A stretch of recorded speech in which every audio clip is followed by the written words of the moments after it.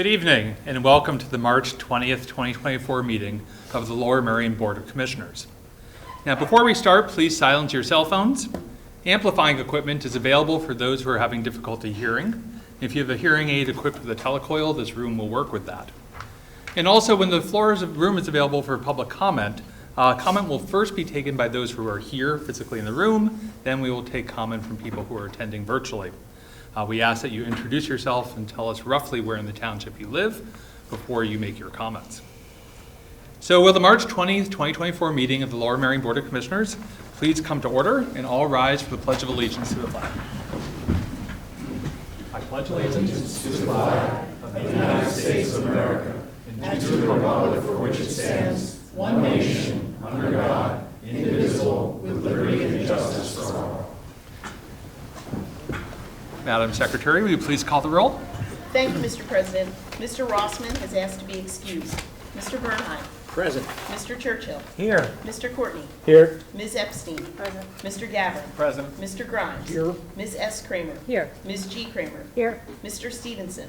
Present. Mr. Whalen. Here. Mr. Woodring. Present. Mr. Zellow. Here. Mr. Sinai. Here. Mr. President, we have a quorum. Thank you, Madam Secretary. So we are going to start with recognizing someone who has served our township for a very long time.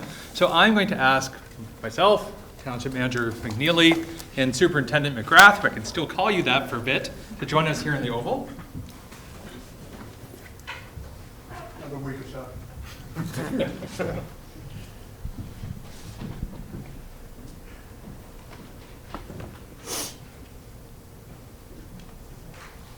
Here. So it is not often that we get to celebrate someone who has served our township for 45 years, let alone in a position of such significant and substantial leadership and impact. But we get to do so tonight upon the occasion of the retirement of Lower Merion Police Superintendent Michael McGrath. Now, Mike joined the Lower Merion Police Department as an officer in 1979. He was promoted to superintendent in 2009. He has been an award-winning leader of an award-winning police department, in a department whose employment alone rivals the size of just entire other municipalities. So as befits retirement of someone with such a long and storied career, many people are here tonight to say remarks. They include former township commissioners, other community leaders, and some of our current Board of Commissioners as well. So I'll be introducing everyone before they speak, and we're going to start this evening with the Township Manager, Ernie McNeely. Thank you, President Sinai. I'll be brief because I know there's a lot of people that want to say nice things about Mike tonight, but I do have a few remarks. And to start with, the job of a police officer is so very important to every one of us. And you know what? It's also a job that's hard. It's become even harder in recent years across the country with an explosion of violence, growing community health issues, mental health challenges, and so it's become even more of a difficult job. Superintendent McGrath has done this difficult job for 45 years, as President Sinai just said. He almost 5 years as a patrol officer, over 9 years as a sergeant, over 4 years as a lieutenant, 11 years as captain, and over 15 years now as superintendent. He's given his entire career to protecting all of us here in the township, we the citizens of Lower Merion. Like I said, being a police officer is hard. Being the Lower Merion Police Department superintendent is even more difficult. Officers here are well-trained, they're well-equipped, but we ask them to make split-second decisions out there.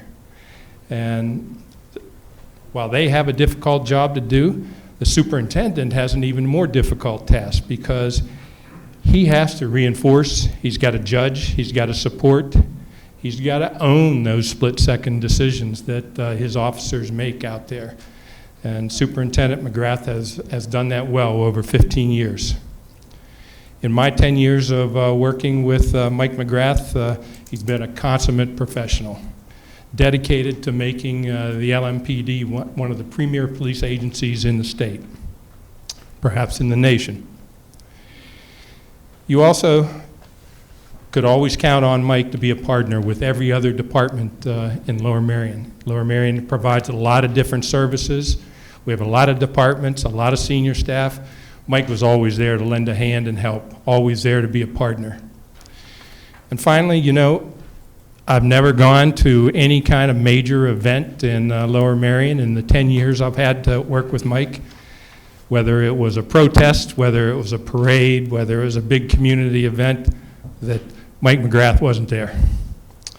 So I want to wish him the very best in this next chapter of your life, Mike, and know that you leave behind a legacy of quality service to this community and to the ever so important profession of policing. So best of wishes, Mike.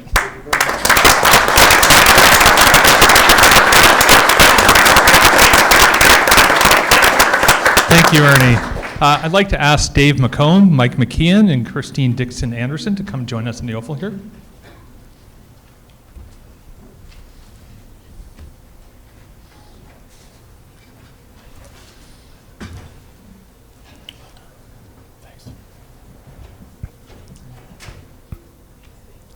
So we're going to start with Dave McComb, who's the former Ward 9 Commissioner and also a former Chair of the Police Committee. Thank you. Ward 9 is a pretty diverse place. We have big businesses, we have small businesses, we have lots of seniors, we have lots of families with small children, we have a large Orthodox population, we have lots of churches. We have a little bit of everything in Ward 9. And we don't agree on everything, but the one thing we all agree on is what an outstanding job our police department has done under the guidance and supervision of Mike McGrath. There's a lot of affection and respect in Ballackinwood for Mike, and it's richly deserved. I've seen Mike doesn't just stay in his office and sort of call it in. He comes. I've seen him interact repeatedly with civic groups. I've seen him with the neighborhood club, and he's one of the few people I know who gets along with everybody in the neighborhood club. They know him, they love him, and he just is, they're so happy to see him. And it makes a world of difference to us to know that Mike is actually paying attention and cares about our community. It really makes us happy and secure. Just a brief comment about when I first met Mike. I've told him the story. We had an ice storm 10 or 12 years ago with power lines down. You know, our street was blocked off. You know, we had no power. We were huddled in under blankets and hats. We didn't know when we were going to get power on. There was a live Pico line down on our yard that was sparking, and it was terrifying the kids. So one night, it's about 11 o'clock. I hear people, you know, outside. I thought, the burglars, they finally come for us. And I come around the corner, and it's Mike and George Manos. And I don't know why it was 11:30 at night, but he was there. Very soon thereafter, Pico shut off the power, and then we got everything squared away. And I don't know how you did it, but it's a type of thing that you really remember forever when somebody's there for it. So, Mike, on behalf of my family and the neighborhood, thank you so much. We wish you the very best in the next phase of your life. So, thank you.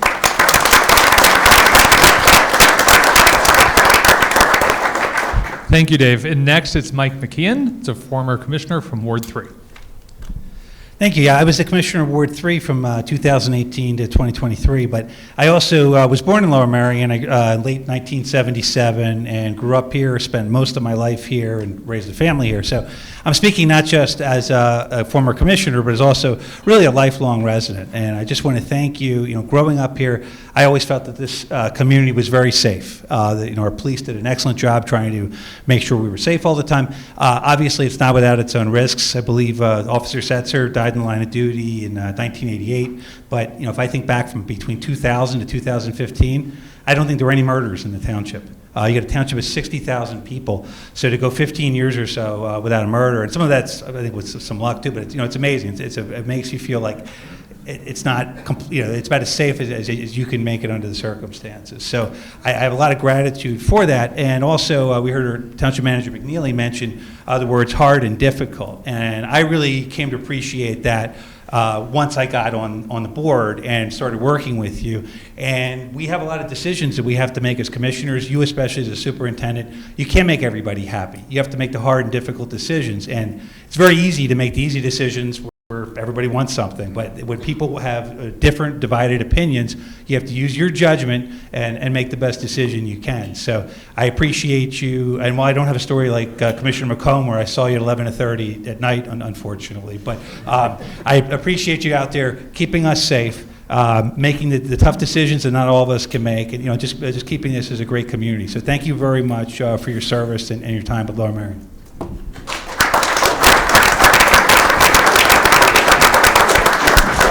Thank you, Mike. And next we have Christine Dixon Anderson, who is the president of the Police and Minority Relations Committee.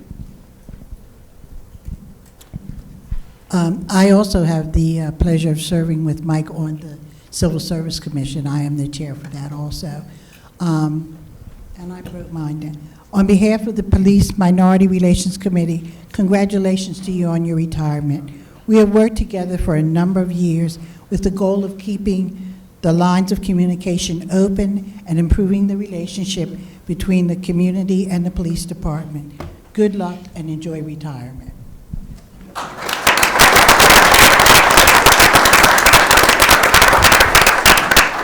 Thank you. And though she could not be here tonight, Senator Amanda Capoletti sent a commendation.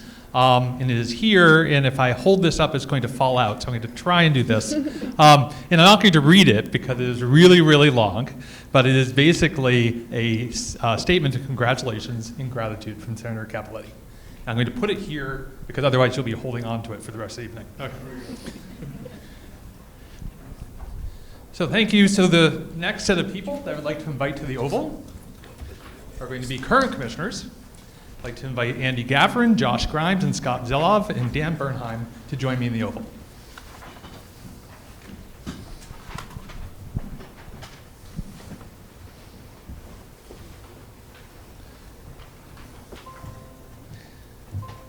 And instead of everyone just filling in between me and Mike, maybe some people could go on the other side of Mike, and the room won't tip over this way. Okay. Okay, so we're going to start with Andy Gavrin, who is the commissioner from Ward 6 and the former vice president of the board. Great, thank you, Todd. First, I'll just say Mike McKeon, when he said he didn't have a story about his interaction with the police superintendent, we'll pretend you didn't have an interaction that we can publicly talk about with the police superintendent. But I really just want to say, you've had such a wonderful, storied career. You have no reason to be humble. You should be bragging about this wonderful career, but the thing that I think of when I think of you is your humility. There are so many wonderful traits, your dedication, your loyalty, you're wonderful at your job, you're fair, reasonable, so many great traits, but it's really that humility to me that sticks out. To me, a great leader is somebody who, when there's praise to be had, you share it with your team, and when there's blame to be taken, you take it on yourself. And it's something during my 6.5 years on this board, I've seen from you every time. To me, that's a sign of a great leader, and that's what makes a great department. And we have a wonderful police department. Our number one job as a board of commissioners is to keep this township safe. That falls on you, that falls on our fire departments and our fire companies, and there's nobody better, and we're incredibly lucky to have had you leading that department for so many years. So I just very quickly want to say thank you very much for all your years of service, and congratulations, and enjoy your retirement.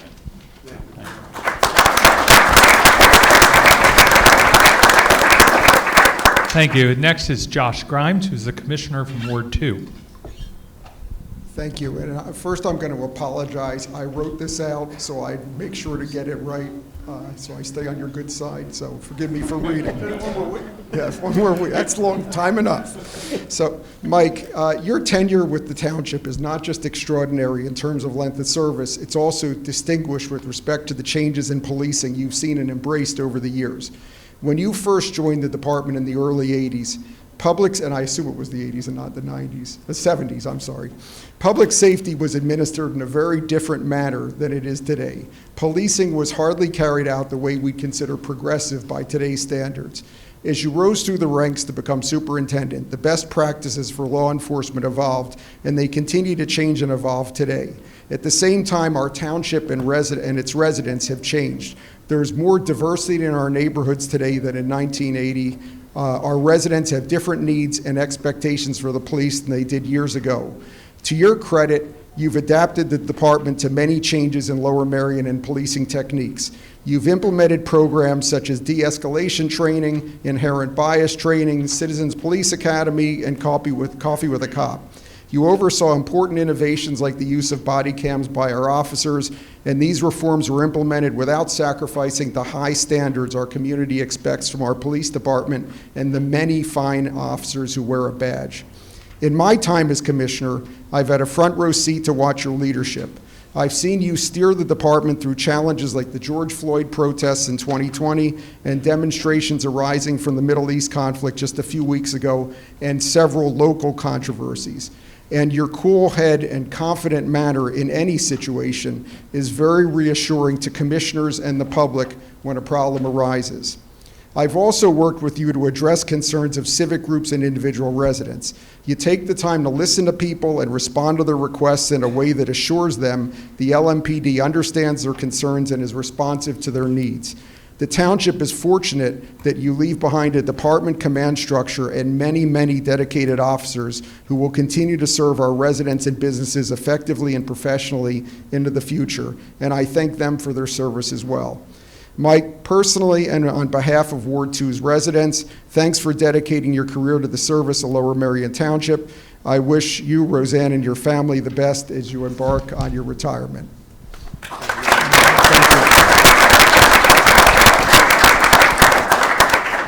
We'll now turn to Scott Zeloff, who is the Ward 10 Commissioner and the former Chair of the Police Committee.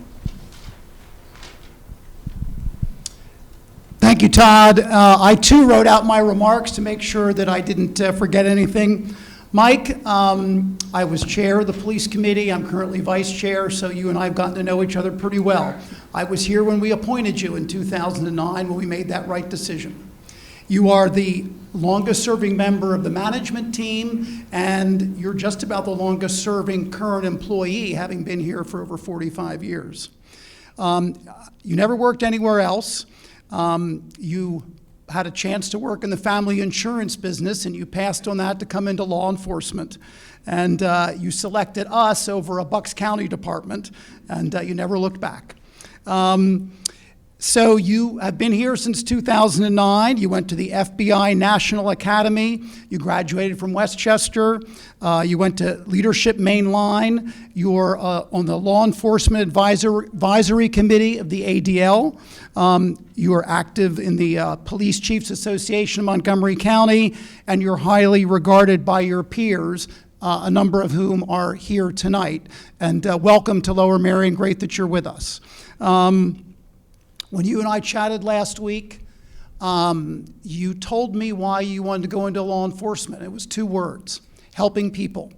And it's, and I've thought about it since. I mean, that's the best reason to go into law enforcement. You've been open and transparent in running the department. Social media wasn't part of the department, and now it's very much a part of it. But our police blotter is online. You did that. We have our policy manual online.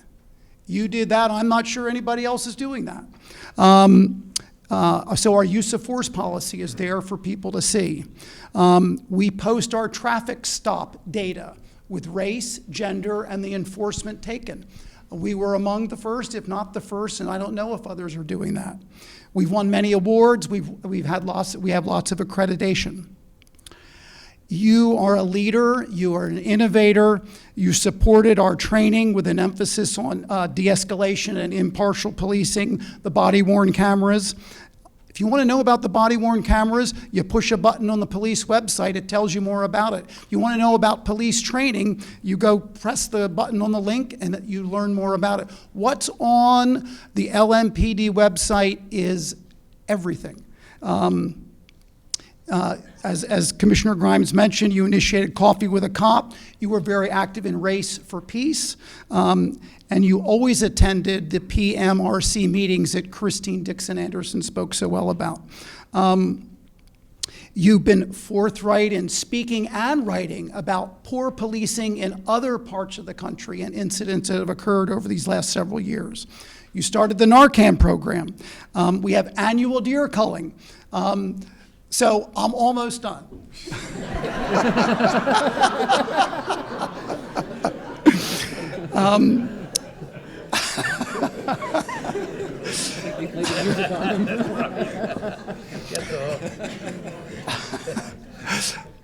Truly. Ernie noted that you are at all the events in the community, and you are. We're the 10th largest police department in the Commonwealth of Pennsylvania. It's a 24-hour, 7-day-a-week job, and you're always responsive. You understand the need to continuously improve the police department and the very good work that we do. You care deeply about Lower Merion, and I don't think that's going to change in a few weeks. So, Mike, you now have some time to watch Law and Order, which I understand is your favorite police show. We wish you enjoyment in your retirement, that is, and if you make travel plans, hopefully Roseanne will be able to free up some time to join you. We thank you for your service and your lifelong dedication to our township.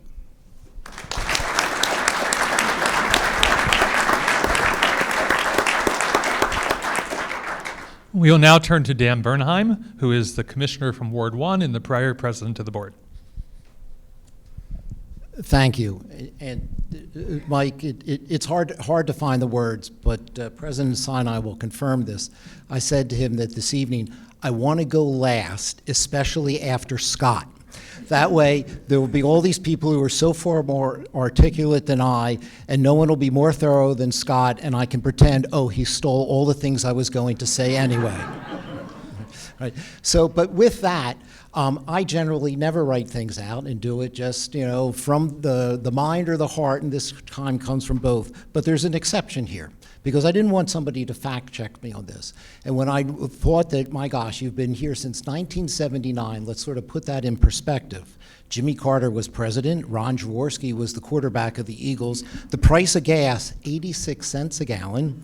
A six-pack was $2.66. The median price of a home was $62,900, except Gladwin. And and the hottest gadget that was out there was the Walkman. And I see people behind me going, what's a Walkman? So, but notwithstanding we've come a great distance, one of the constants during this period of time has been the fact that you have been on our police force, and you have been dedicated to the police force and served it in the manner that others have already described, which has been totally unique.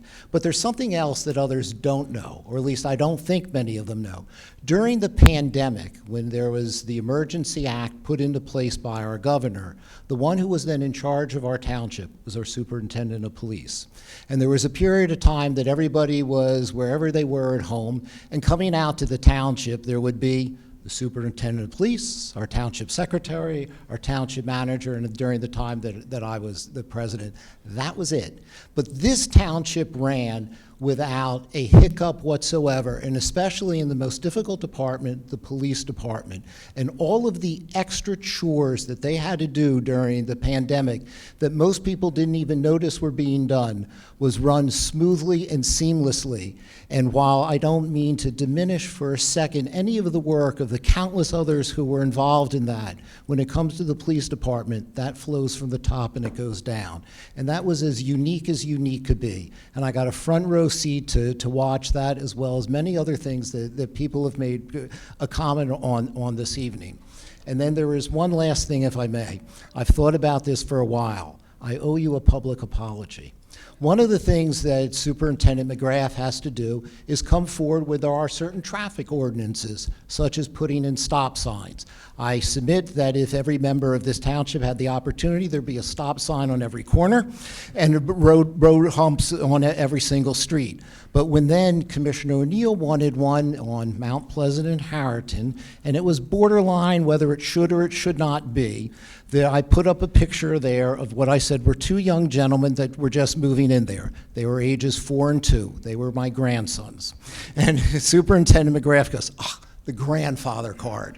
Well, yes, the stop signs are there. I thank you for that, among all of your other services, and I hope that in your free time you figure out what to do, not to bother Roseanne. And for all the members of the township of Ward 1 and elsewhere, if I have an opportunity as well to speak for them, thank you so very much.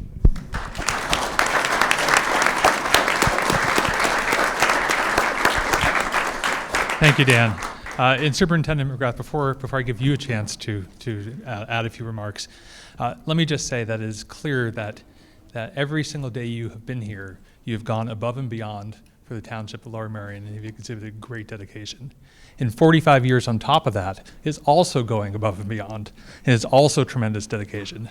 So it's like the double whammy of above and beyond in dedication, and I cannot imagine a township could be more grateful than we are for your service and your time here. And we wish you the very, very best in whatever you're going to do next. And thank you very much. My turn? Your turn. Well, thank you very much, and I have to thank everybody here for making it a fantastic 45 years. It's hard to believe 4.5 decades doing one thing, and certainly, as has been mentioned, there's been a lot of changes since I began. It's been something of a roller coaster ride. I think it is pretty much in everybody's life, though, when you do something this long. But I have to thank a lot of people that are here tonight. I want to thank the Chiefs of Police of Montgomery County Association for being here. A number of chiefs.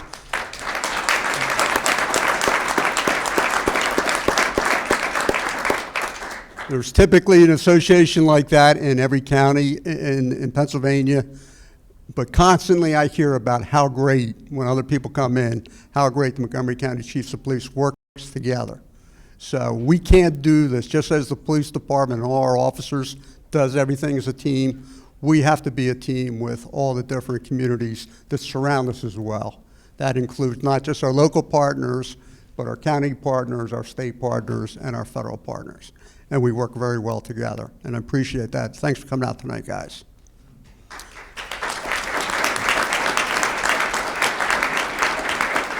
There's a lot of people from township staff here. Thank you very much. Like you said, it is a team effort. We all have to work together to deliver the services our citizens deserve. And we do it seamlessly because everybody has the same focus, delivering great service to our community. And it is our community. You're right. You don't work somewhere for 45 years and just walk away and say, well, that was nice, and forget about it. I can remember coming for the test for Lower Merion, rolling down the window and talking to a guy at an intersection saying, can you tell me where Lower Merion High School is? I got to take a test. He said, follow me, I'm taking it too. That was 45 years ago. I did not know a street in this township then. I certainly do know them now. I have to thank as well all past and current members of the Board of Commissioners who do support our police department with providing the budget, the funds. You know, they listen to what we're asking for. The training in particular is so critical, and I think you guys really recognize how important that is. And thank you for coming down and actually going through some of that training yourselves recently. It's very beneficial for everybody, and our officers appreciate that you put that time and effort into it as well. To our township management, Doug Cleveland before Ernie, and everybody else, Bob Duncan, who was here as well from years past. Bob put in many, many decades as well to the township. So we do come back. We are connected. And this lastly, because I don't want the lights going off again, to my family. Just thank you so much, all these years supporting this crazy industry that those of us are involved in. You know, it's something that needs your support so that we can do what we do. And then again, I did say it before, but I do have to say thank you to all the officers that come here every day. The teamwork they put into it, the care they have for all the citizens of Lower Merion Township, and what they do, what they give up with staying away from their families, not being with their families on holidays and the middle of the night, and all those, you know, sacrifices they make. Thank you to all that. Thank you.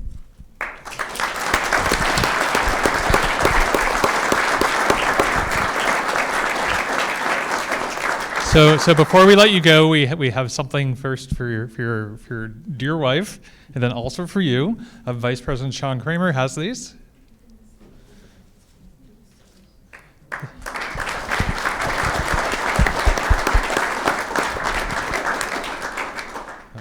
switch sides with you, Sean.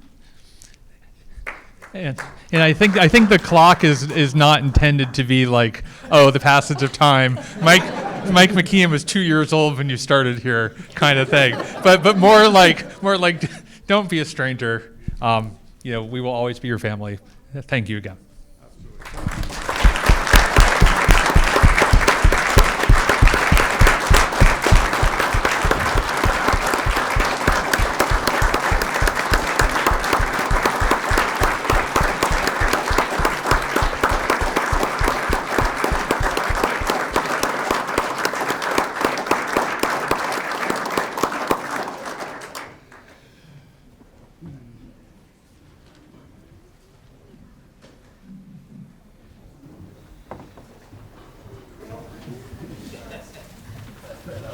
Congratulations.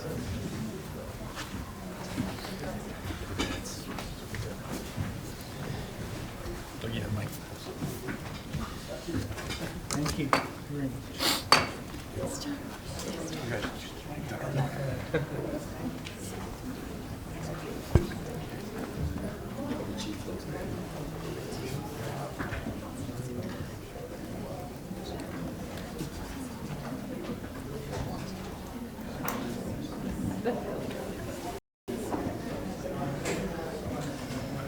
What's that, 3 or 4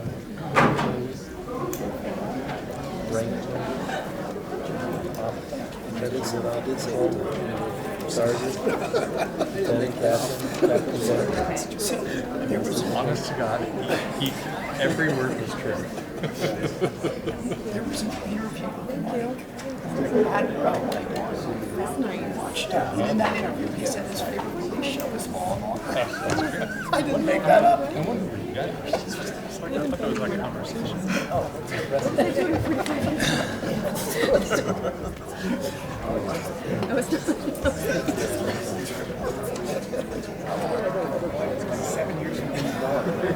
That's so quick.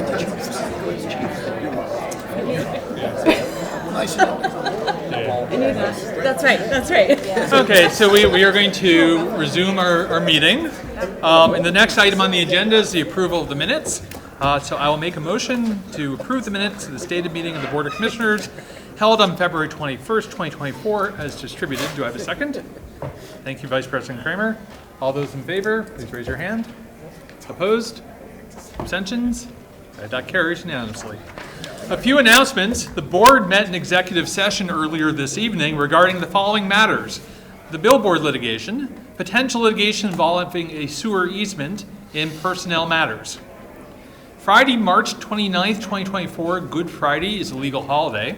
The Township Administration Building and the libraries will be closed for business. Refuse and recycling will be collected. There's cleanup weekends are being held on Saturday, April 6th and Sunday, April 7th. Sorry, it's one cleanup weekend, 2 cleanup days. Saturday, April 6th and Sunday, April 7th. That was a test you passed. 9 o'clock to 4 o'clock each day at the Township's Public Works Complex. Residents may dispose of their refuse and recycling free of charge. Proof of residency is required. Recycling must be separated from refuse, and no household hazardous waste will be accepted. The next is that National Library Week is April 7th through 13th, 2024. And in recognition of that, I recognize my colleague, Commissioner Rick Churchill. Thank you very much. I would like to read out a proclamation. Do we need to approve this, or I just need to announce? You just get to proclaim. Okay, let me proclaim. Okay. National Library Week 2024. Whereas libraries offer the opportunity for everyone to connect with others, learn new skills, and pursue their passions, no matter where they are in life's journey. And whereas libraries have long served as trusted institutions serving people of all ages, interests, and backgrounds, and providing the resources and space to engage in lifelong learning. And whereas libraries adapt to ever-changing needs of their communities, developing and expanding collections, programs, and services that are as diverse as the populations they serve, and whereas libraries are treasured institutions that preserve our collective heritage and knowledge, safeguarding both physical and digital resources for present and future generations, and whereas America is celebrating National Library Week, including April 8th as the Right to Read Day, supporting the right of literacy for all, April 9th as National Library Workers' Day, to recognize the valuable contributions made by library workers, April 10th as National Outreach Day, dedicated to library professionals who are meeting their patrons where they are, and April 11th as Take Action for Libraries Days, encouraging community support for libraries. Now therefore be resolved that we, the Board of Commissioners of Township of Lower Merion, proclaim April 7th through 13th, 2024 as National Library Week, and encourage township residents to visit our libraries and explore all that they offer. Ready, set, library. Thank you. Thank you, And Commissioner. that's my proclamation. Thank you, Commissioner Churchill. The next item on the agenda is public privilege of the floor. This is a section of our meeting where members of the public may address the board on any non-agenda items or any other public matters in which the township has jurisdiction or authority. We're going to ask if you're in the room, you wish to take advantage of public privilege, you come to this podium over here. Please state your name prior to addressing the board, and please keep your comments to 3 minutes or less. If there's a group of people who are speaking on the same topic, feel free to consolidate your comments to one speaker. We'll give them 5 minutes, and then that would be an efficient way to go through the evening. So we'll start with those in the room, then we'll turn to those online. If you're in the room and wish to take advantage of public privilege, please come up.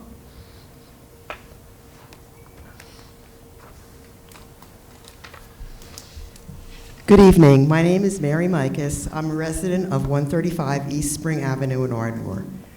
I, along with several residents of the 130 block of East Spring Avenue, Ardmore, are here to submit testimony advocating that the rental license for the property at 132 East Spring Avenue not be granted or renewed. For the past 2 years, this property has been leased to a tenant that has been a physical threat and a disturbance to multiple neighbors. In this time, the individual has been accused and convicted of numerous misdemeanor and felony charges in district court related to interfering with the safety and well-being of residents on our block. This individual is well known to local law enforcement. It is our understanding that at this time, the property owner has not been granted a license renewal. We also understand that the township is in the process of filing civil charges in district court against the property owner to enforce the penalties related to maintaining a disorderly property as per township code. We support the township's diligence. To illustrate the gravity of the situation, we'll each submit short comment about the disruption and damage this tenant has caused to our families and neighborhood. I have gratefully and happily lived in Ardmore for 20 years. My children have been through the Lower Merion school system. I love living in Ardmore and I feel I contributed to my community. I do not want to leave Ardmore, but feel I must be forced if the situation is not resolved. To be in this position is not fair to me or my neighbors who are just pretty regular people wanting to have a home for our families in a good community. I live directly across the street from this property, so my experience is firsthand. The tenant, who lives alone at the property, regularly engages in loud rants and plays excessively loud music at high volume from his open second-floor bedroom window facing the street. This offense occurs during the day, going on past 10 p.m. and sometimes beyond midnight. The tirades can be directed to individual neighbors. The noise level is so high that I can hear his verbal discourse and music from the back of my house with the windows closed. Besides this being disruptive, when I see this individual, I avoid going outside the front door for fear of verbal harassment and physical threat. I walk out to my car with my head down, trying to avoid eye contact. Friends and family are fearful to visit. I work at home. Not only do I have to keep my windows closed, but I need to wear earplugs. Due to the volume of sound, I wear earplugs to sleep as I have chronic insomnia. When the noise level is high past 10 p.m., which can be several times a week, I call the police, and I appreciate their quick response. I follow up my calls with filing a statement at the township building. The police have been respectful of my wish to not knock on my door to take a statement, since I am fearful of retaliation by this tenant. I have been to district court twice to testify in support of my statements, including all yesterday morning, submitting testimony and being cross-examined for 4 complaints I made. I believe the township is taking proactive steps in support of having our block be safe once again. We are asking that both law enforcement and building and planning continue to be diligent in enforcing all relevant ordinances, laws, and regulations to keep this individual from renting property on our street and to keep this tenant away from our neighborhood. I appreciate the opportunity to submit comment. Thank you. Thank you.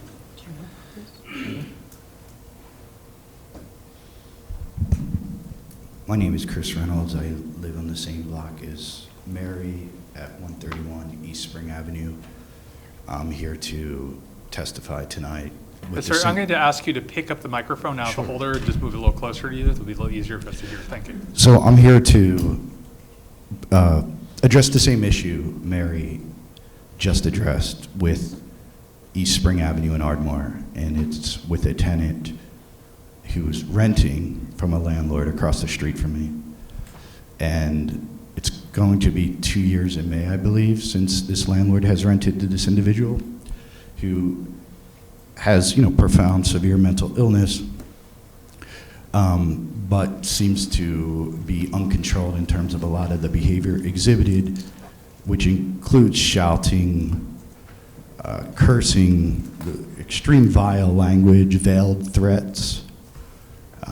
He definitely understands not to sometimes make direct threats because of law enforcement, but he makes very veiled threats and has kept a very fearful atmosphere household for myself and my children, especially my children. They coming into the house are very scared.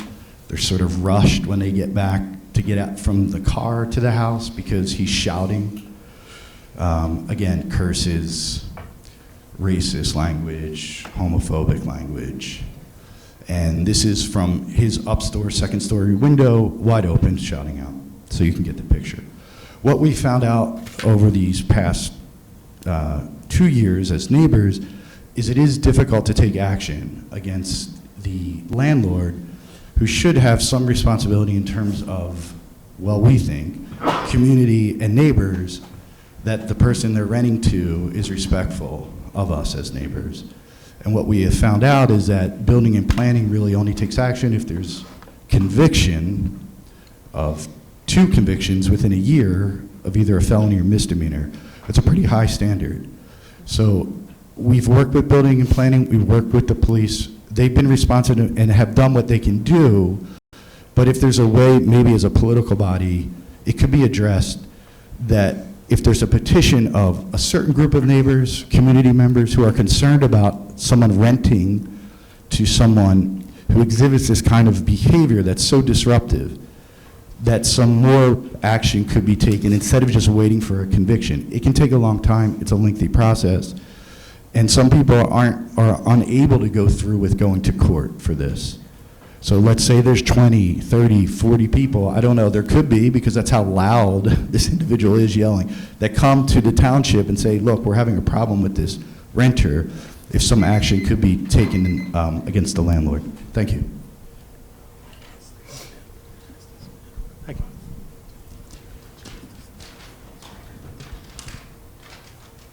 My name is Stephen Green. I live at 129 East Spring Avenue. Talking about the same issue, I'll make it quick. I live in Ardmore with my wife Liz and our 2-year-old son James. We've been terrorized for the past 2 years as well. One particularly traumatic incident occurred last spring. After screaming death threats to me and my wife, Elliot chased down my family, including our then 1-year-old son, in a stroller down East Spring, then down Simpson, screaming at us, threatening us. We couldn't push the stroller fast enough to outpace him. So my wife went down the street with the stroller, and I stayed behind to face the tenant. He got inches from my face, screaming at me, threatening me. I was filming him at the time. He told me we'd settle it off camera. Later that day, he pulled a knife on another neighbor, a young father who lives on Shays Terrace. The tenant was convicted of simple assault, terroristic threats, among other charges, and served 6 months in prison. Since his release, he's facing about 15 additional charges from Lower Merion Police. Among these is witness intimidation. The tenant smashed our neighbor's car in the middle of the night after he was made aware that this neighbor intended to testify against him in court. That neighbor was taken into custody via a SWAT team after he refused to turn himself in peacefully. A SWAT team on East Spring Avenue at 7 in the morning, blasting in a door. It's no way for us to raise our families. I'm here for 2 reasons. The first is to express gratitude to Lower Merion Police, specifically Jim Batinger, who was here earlier tonight, and Chris Sheffer for standing by our community and doing everything in their power to keep us safe, and then also to Building and Planning for taking steps to hold the landlord of 132 East Spring accountable. But the second reason I'm here is to say that we're not done yet. Elliot's landlord, the tenant's landlord, will likely appeal Lower Merion's position to not renew his rental license. He's currently incarcerated, but there will come a day when he's released, and it would be devastating to the safety and well-being of our community if he were permitted to return to East Spring Avenue. Every day he resides on that street, our community is in danger. It's our position that this isn't just a police issue or a building and planning issue. Rather, this is a community issue, and each of us has a role to play in keeping Ardmore safe. We've made progress, but we're not done until this resident can no longer terrorize us. When he does attempt to move back onto our street, we ask that all of us do everything in our power to keep that from happening. Thanks. Thank you. So it's the policy of this board to respond when we're done with public privilege. So does anyone else wish to take advantage of public privilege?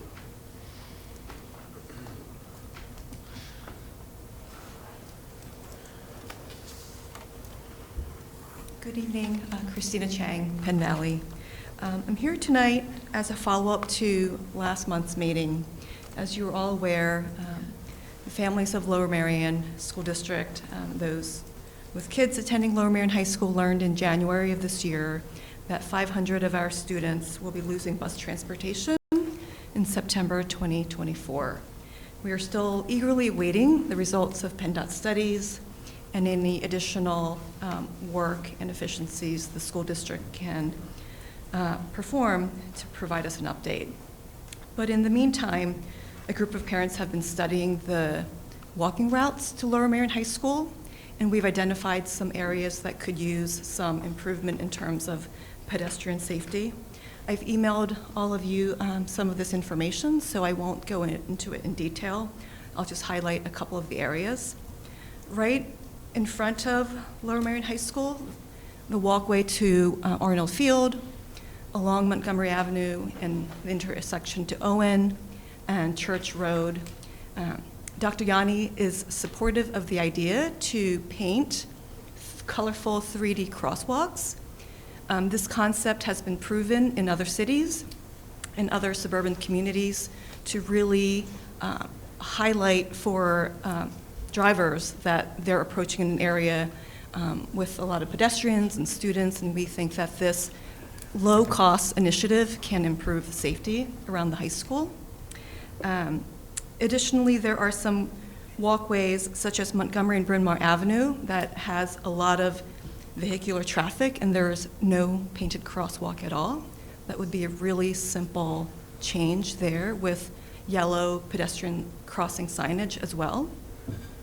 Also, for the students who live in Short Ridge who would be crossing East Wynwood up Penn Road under the train station bridge, there's only a small, narrow walkway on the right-hand side, and then the sidewalk ends.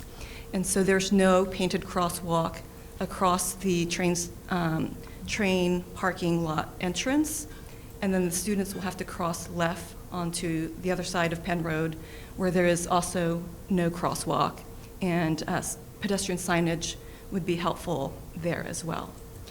There's other areas I've highlighted in my communication to you, but I think I just wanted to summarize those areas. Thank you. Thank you.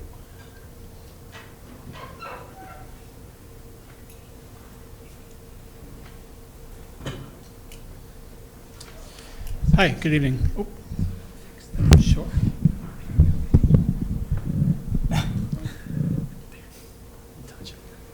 Good evening. Thank you for the opportunity to speak with you tonight. So I hadn't intended to speak about. Sir, if you could just start by just giving us your I'm name sorry. and Yes, basic Craig reason. Timberlake from Ardmore. So I just wanted to second something that Chris and Mary mentioned earlier. I didn't know they were going to be here to speak about this tonight, but I've also had an encounter with the tenant that they're talking about, and I had since talked to Chris about that. He tried to pick a fight with me and my 16-year-old son, just walking down the street at 11:30 in the morning. He had a bottle of beer in his hand. It was my son was very shaken up by it, so I just wanted to express my experience on that. But I also wanted to talk about, to follow up on Christina's comments, the intersection of Church and Lancaster in particular, and specifically to ask for a number of improvements to that specific intersection.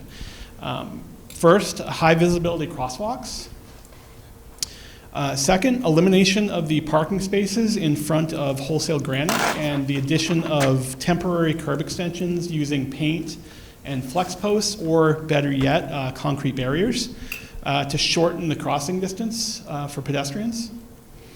Third, leading pedestrian walk signal or a delayed green to give pedestrians a head start across that intersection, which is just crazy long.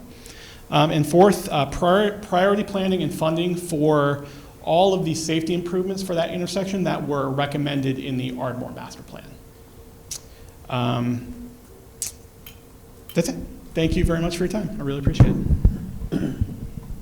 Thank you. Does anyone else in the room wish to take advantage of public privilege? Please come up. Hi. My name's Chuck Cutler. My wife and I bought our house in Marion Park in 1978, and we've lived continuously at the same address. I started, I was here last month, but I started writing letters, sending emails, trying to call attention to what I think is a problem at the Belmont Hills swimming pool every summer. And I sent to Ms. Kelly, and I think she sent to all of you a series of communications that I've sent out, pointing out that we have teenagers watching hundreds of little kids. And I think they're basically good kids, but they do not have the maturity, the life experience to really recognize potential problems at the pool. And there's a lot going on, and somebody is going to get seriously hurt, and I think it's going to be a child. The teenagers don't even know how to protect themselves, let alone young kids. Now, I've been chewing Commissioner Kramer's ear about this, and she's been great, hasn't hung up on me with my calls. So thank you, Gilda. And I think she had somebody from the Parks Department call me, Gina was her name, and she's a good person. She's trying to do her job, but she's not on site. And she has workflow and workforce problems to deal with. So I wanted to come back tonight a second time to make just a suggestion. I don't know if it's in your power. I think it would be. Maybe you would put together some sort of ad hoc committee. I'm not looking for a job, but maybe you could identify some parents, maybe even some grandparents that go to the pool and would watch through the summer for potential problems and work with Gina on solutions. So if you think that that's a good idea and a possible idea, I hope you would talk about it and maybe do it. Because if we don't have grown-ups, adults, people with life experience watching the kids at the pool, as I said earlier, something really bad is going to happen to a young child, and it's going to scar him or her for the rest of their lives. So please think about that suggestion. Thank you. Thank you. Does anyone else in the room wish to take advantage of public privilege? Jody, anyone online? I have two individuals online. First, I'm going to put Adrian Seltzer in, and then Ethan Frank.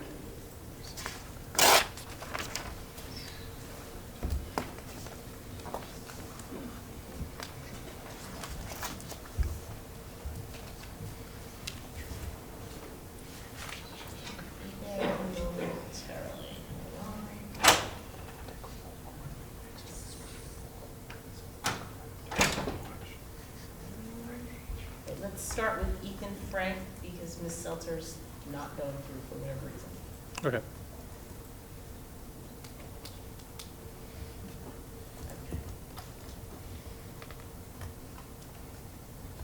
Good evening, everyone. How are my audio levels today? We can hear you. If you could please introduce yourself and say where you live. My name is Ethan Frank. I was an 18-year resident of 534 Kenmore Road, Marion Station. Last summer, I graduated and moved to Cambridge, Massachusetts. But my story starts before that, when I was taking my driver test at the Driven to Drive near the Ballackinman Library on Montgomery. I always liked following the rules. So I was going 25 miles per hour, as the speed limit states. And I remember very clearly, my instructor said, don't go the speed limit. If you go the speed limit, all the cars are gonna pass you, and that's gonna create a dangerous situation. And he was right, all the cars were passing me at like 35 miles per hour. And I still remember that to this day.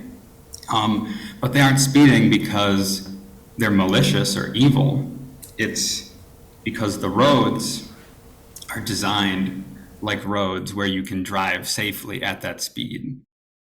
Driving is a subconscious endeavor, whether we like it or not, and when you have a high perceived safety, you relax and you drive faster. So wide lanes will cause this, wide open roads, and it's really counterintuitive that by decreasing perceived safety, you can actually make the area safer. But the University of Johns Hopkins did a study on 1,000 road segments, and they found that roads with 35 mile per hour speed limits have way less crashes when you have lanes of 9 to 10 feet as opposed to 11 feet. And I'm looking at the saldo here, and I see that it has 11-foot min lanes for all of our roads. But I understand where that's coming from, because you have, emergency vehicle concerns and parking. Parking also needs a buffer. But I think that's a limit passed down from a time before we had complete streets and Vision Zero and active transportation.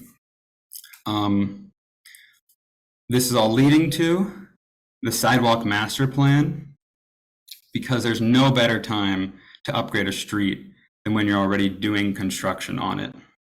So the sidewalk master plan is an excellent time to use the installation and the width and placement of the sidewalks to upgrade and narrow the lanes on our roads. That was about 3 minutes on my end. Do I have a little more time on your end, or was that it? There's a beep. Sounds good. Perfect. So let's make every sidewalk is different, so we're gonna have to do them on a case by case, but let's make sure not to miss this excellent opportunity in the upcoming years. Thanks for listening. Thank you, Mr. Frank. Is Ms. Seltzer available? No, she's not online now, so. Okay. So now this is when we will respond. I'm going to start with just a couple of quick responses. I want to start with Mr. Frank, who let me just underscore what he said, which is that there are lots of ways to manage speed on roads that come from intelligent road design, and I couldn't agree with him more that we should take every opportunity to think about things that are going to help make people subconsciously drive slower, right? Whether it's green medians in the middle, it's planting trees along the side of the road. You design roads with gentle curves in them so people don't feel like they're on a drag strip and want to go fast. There's a whole playbook of effectively psychological techniques that you can use to slow traffic. We have an ad hoc traffic calming committee that will start operation once the township has a new superintendent. Not something that we want to do when we were in between superintendents.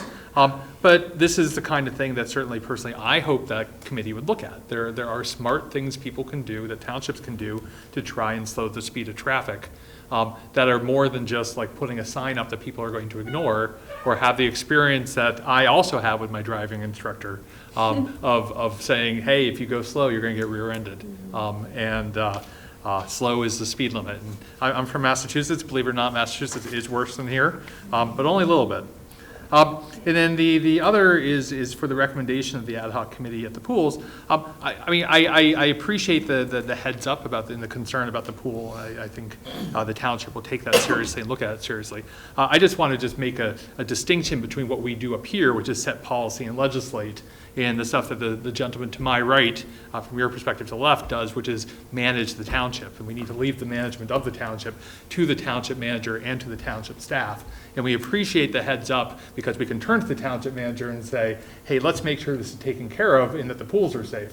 But that is, I think, the township, the board's role. Our ad hoc committees are set up to actually create new legislation, decide what the toolkit should be that we can do for traffic calming, things like that. Anyway, do any of my colleagues wish to respond to privilege? Could I interrupt for 1 second? Ms. Seltzer is back online and does have her hand raised, so I guess we have a technical. Okay, we will give Ms. Seltzer the opportunity to take advantage of public privilege. Thank you. Let's try it again.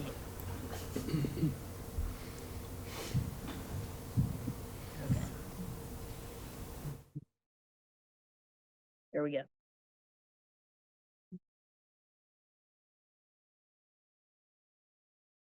All right, Adrian Seltzer. I got the spinny thing of death when I tried to do this on a Connect on my phone.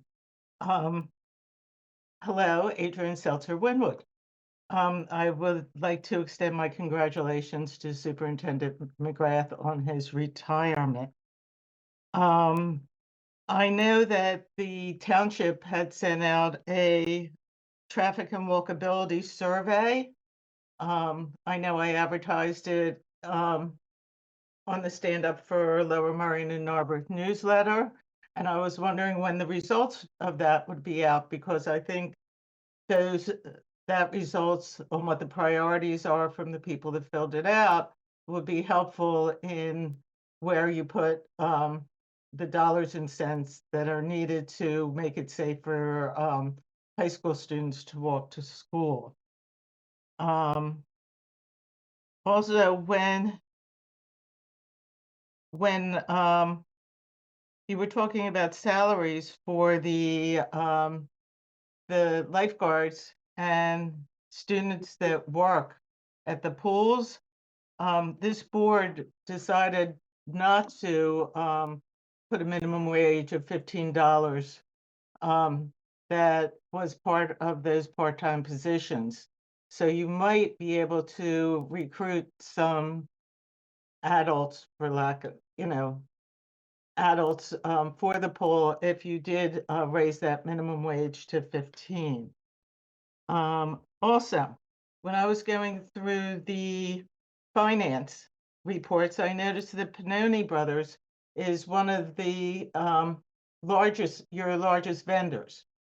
And I had a project done here at the house, and supposedly Panoni Brothers came out like at least a half a dozen times.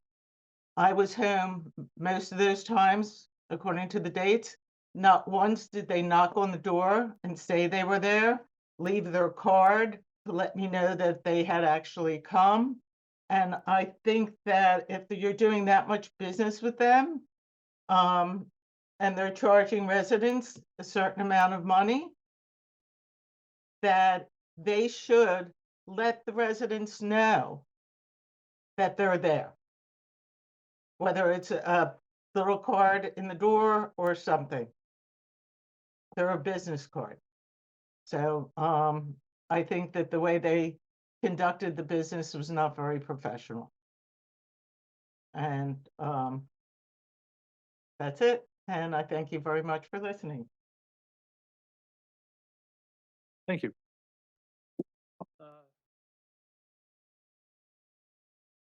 Thank you, Mr. President.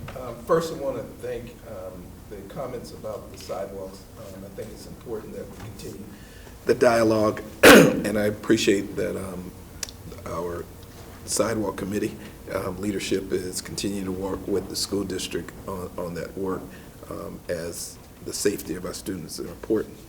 The second one is for Spring Avenue residents. I am disappointed to hear that you are dealing with this situation. Lower Marion is a place that takes pride in our residents and taking care of, and making sure that it's a place that is livable, walkable for individuals and families. I'm glad to hear that our police have been responded to the calls that you've had, and that the building and planning have been in communication. I will say, as the ward commissioner, I would like to meet with you and discuss how we as a community can discuss this further and support you. Thank you. Thank you, Commissioner Stevenson. Commissioner Gilda Kramer. Yes, I'd like to respond to Mr. Cutler's comments to begin with. First of all, I'm always happy to hear from you. And I have shared your concerns with Donna Heller, who is our Director of Parks and Recreation. And she's very aware of your concerns about increasing supervision at the pools. I'd also like to respond to Ms. Chang's comments, particularly about the intersection at Bryn Mawr and Montgomery. And I agree that that could have some significant safety improvements. A crosswalk might be a good start. That is a location where about 15 years ago, my son was hit by a car while he was biking home from school. And I do agree that that's an intersection that should have some attention. Thank you, Commissioner Kramer. Commissioner Courtney. Thank you, President Sinai. Just briefly, I also wanted to concur on the sidewalk issue, particularly the reference to Church and Lancaster. That's an intersection that needs to be reworked in a number of ways. I think the suggestions from the community are very good ones, and I think even if the school district doesn't move forward with the walk zone change, we should still consider prioritizing that intersection and pedestrian improvement there, as it's heavily walked now. Thank you, Commissioner Courtney. Any other of my colleagues wish to respond to public privilege? Okay, so now we're going to turn to public comment. This is the section of our meeting where members of the public may address the board on any agenda items. Same ground rules apply, so feel free and come to this podium. You have 3 minutes. Just ask that you state your name and where you live in the township.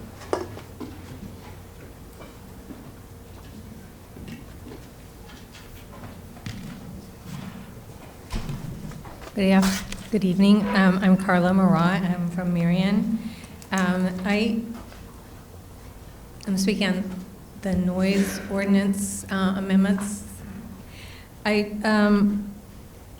want to reiterate the thank you that you all received last week from the president of the Federation of Lower Marion and Arbor Civic Associations. the Federation thanked you for your support for the creation of an ad hoc committee that will be, the purpose of which will be to review, to do an overview of, a comprehensive overview of our Lower Merion Township noise ordinances, and this will happen after action is taken on the proposed amendments that are before you now. In addition, I would like to reiterate that the email that was from the Federation's president that was distributed to you also respectfully encouraged all our commissioners to consider including citizen representatives, one or more, on the ad hoc committee as a source of citizen insight and related research to the issues at hand, and with the goal of working with you to improve the final product whenever it comes before you. And I'm just, with regard to citizen inclusion on the committee, I think some of you were here during prior meetings on the amendments, and you heard several statements from Lower Merion residents, Ardwood, for example, from some civics who have already devoted considerable thought to this really important issue for all citizens in our township. Thank you. Thank you.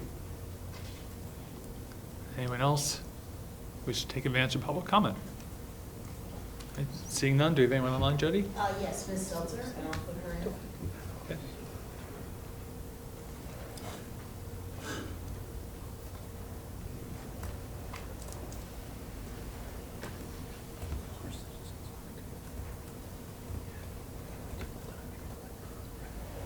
Hello, Adrian Seltzer, Wynwood. I would just like to make a comment about the Sustainability Committee that has been doing such excellent work in the township, and I just wanted to say thank you.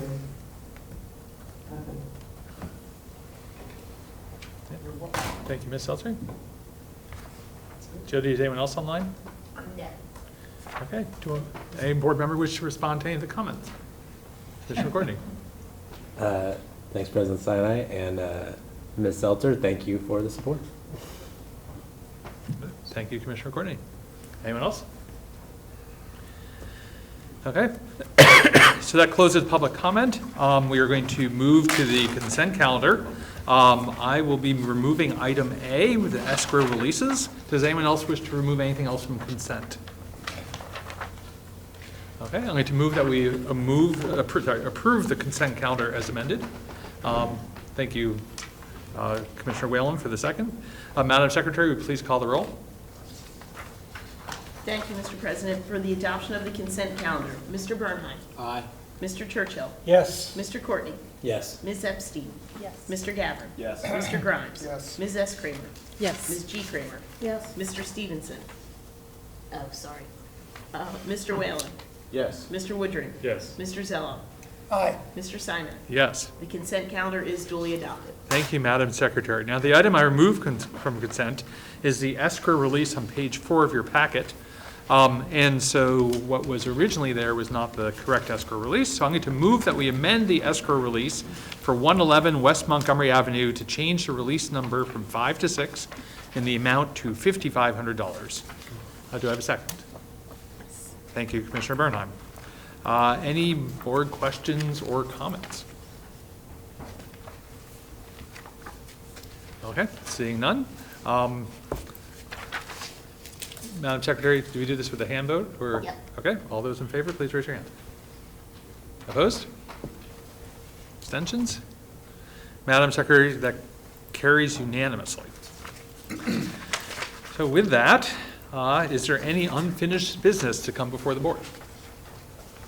Is there any new business to come before the board? Well, thank you to my colleagues, and thank you for everyone who joined us this evening. With that, that concludes the business of the Board of Commissioners of Lower Merion Township for this evening. Everyone have a good night.